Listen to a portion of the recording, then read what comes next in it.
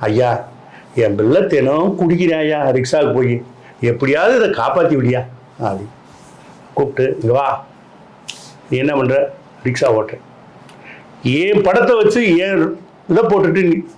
குடிக்கலாமா இங்கே வா ஒரு ஃபோட்டோகிராஃபரை கூப்பிட்றாரு 6x4 சைஸ் 2 படம் எடுத்து காலையில் கொண்டு அந்த வீட்டில் கொடுத்துடணும் அப்படின்றார் இங்கே வா என்னோட படத்தை வச்சுருக்க நீ இனிமேல் குடிக்கக்கூடாது நான் உன்னை வந்து மறுபடியும் பார்க்கும்போது நீ நல்லவேன்னு எனக்கு பேர் வாங்கணுங்கிறார் வீட்டில் கொண்டு அந்த படத்தை மாட்டிடுறேன் காலைல ரிக்ஷாவுக்கு போகும்போது நல்லா குளிச்சு பட்டை போட்டு அவர் படத்தை கும்பிட்டு ரிக்ஷா ஓட்டுறாரு சாயந்தரம் கரெக்டாக 7 மணிக்கு வீட்டுக்கு வந்துடுவார் ஒரு நாள் தண்ணி அடிக்கிறதில்ல விருந்தினர் மாளிகை அந்த விருந்தினர் மாளிகையில் உட்காந்துட்டு அந்த கரிவேட்டில் இருக்க அந்த பையனை போய் கூப்பிட்டு வாங்கன்றார் அப்புறம் காளிமுத்தனை இருந்து கூப்பிட்டு வந்துடுறாங்க பார்த்து உன் மையன் எப்படி இருக்கான் ஐயான்னு நெடுஞ்சாங்காலில் விழுந்து இப்போ தாயா என் பையன் குடிக்கிறதே இல்லை நல்லா இருக்காயா சந்தோஷம் அப்புறம் அவனை கூப்பிட்டு அன்னைக்கு 10,000 சாதாரண காசு இல்லை 10,000 கையில் கொடுத்து இது ஒரு புது ரிக்ஷா வாங்கிக்க இனி நல்லா ஓட்டு நல்லா சம்பாரி